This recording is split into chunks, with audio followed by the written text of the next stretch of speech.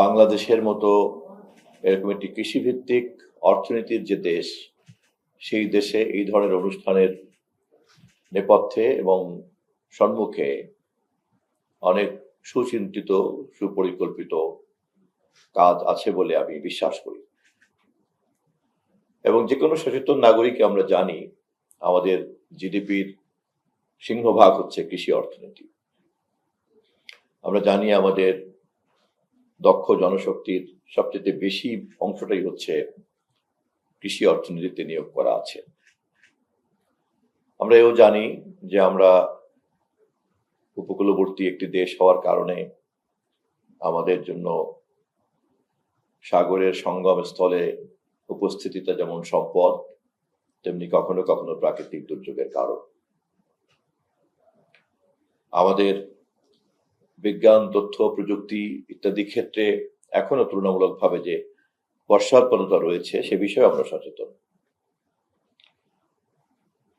এবং একটি কৃষিভিত্তিক অর্থনীতিকে অত্যন্ত সঙ্গত কারণেই যখন শিল্প অর্থনীতির দিকে রূপান্তরিত হতে থাকে, বিবর্তনের এই ধারাতে আমাদেরকে খাপ খাওয়াতে হবে।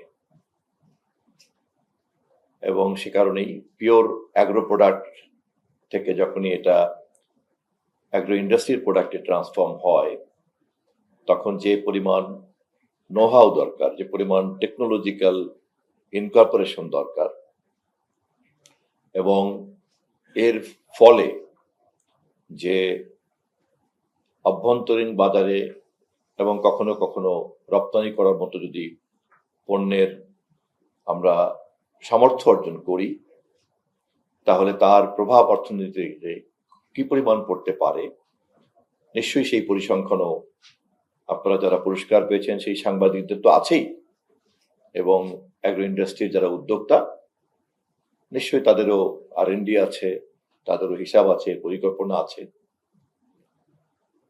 আমি বিশ্বাস করি যে সাংবাদিকরা তাদের অনুসন্ধানী প্রতিবেদনের মধ্য দিয়ে আরো অনেক বেশি করে উদ্যোক্তাদেরকে যেমন উৎসাহিত করতে পারবেন, তেমনি সরকার এবং রাষ্ট্রকে এরকম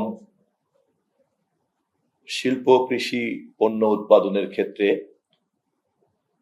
কৃষি পণ্যের বান্ধব নীতিমালাকে খুঁজে খুঁজে বের করতে পারবেন। আমাদের সরকার, আপনারা জানেন, দেশের সবচাইতে বিশ্বাসযোগ্য নির্বাচনের মধ্য দিয়ে নির্বাচিত সরকার। আমাদের মাননীয় প্রধানমন্ত্রী জনাব তারেক রহমান বুদ্ধি হওয়ার পর থেকেই বাবা এবং মাকে দেখেছেন কিভাবে দেশ চালান। ক্ষমতায় আসার আগেই তিনি বলেছেন, আই হ্যাভ এ প্ল্যান। তার এই কণ্ঠকে প্রতিধ্বনিত করে আমরা আমাদের সরকার থেকে বলছি, উই হ্যাভ এ প্ল্যান। এবং অবশ্যই আমাদের এই পরিকল্পনার মধ্যে কৃষি একটি গুরুত্বপূর্ণ কম্পোনেন্ট। এবং সে কারণেই আমরা ক্ষমতা গ্রহণ করার পরপরই 10,000 টাকার কৃষি ঋণ সুদের মূল্যে আমরা মওকুফ করে দিয়েছি। আমাদের বুঝতে একটুও কষ্ট হয়নি যে দেশে প্রায় 12 লক্ষ কোটি টাকার বৈদেশিক ঋণ, সমপরিমাণ দেশি ঋণ এবং প্রায় 6 লক্ষ কোটি টাকার মতো নন পারফর্মিং লোন আছে, সেই দেশে 10,000 টাকার কৃষি ঋণ মওকুফ করলে পরে যারা উপকার পাবেন তাদের স্ট্র্যাটেজিক ভ্যালুটা কি আমাদের ইকোনমিক্সে, এটা আমরা কম বেশি বুঝি। আমি পুরস্কারপ্রাপ্ত সাংবাদিকদেরকে অভিনন্দন জানানোর পাশাপাশি অন্যান্য সকল সাংবাদিক ভাই বোনদেরকে অনুরোধ করব, আপনাদের অনুসন্ধানী তৎপরতার মধ্য দিয়ে আমাদের কৃষি অর্থনীতির এবং আমাদের অ্যাগ্রো ইন্ডাস্ট্রির আরো সম্ভাবনাকে আপনারা উন্মোচিত করবেন, যাতে নীতি নির্ধারকদের জন্য নীতি এবং পরিকল্পনা প্রণয়নে আলোকিত হতে পারে। আমি যেহেতু তথ্য মন্ত্রণালয়ের দায়িত্বে আছি, আমি চেষ্টা করব আপনাদের এই ধরনের প্রতিবেদনগুলিকে সংকলিত করে এবং সম্ভব হলে পরে এখান থেকে আপনাদের সুনির্দিষ্ট রিকমেন্ডেশনস গুলিকে আলাদা করে সংশ্লিষ্ট নীতি নির্ধারকদের কাছে পৌঁছে দিতে।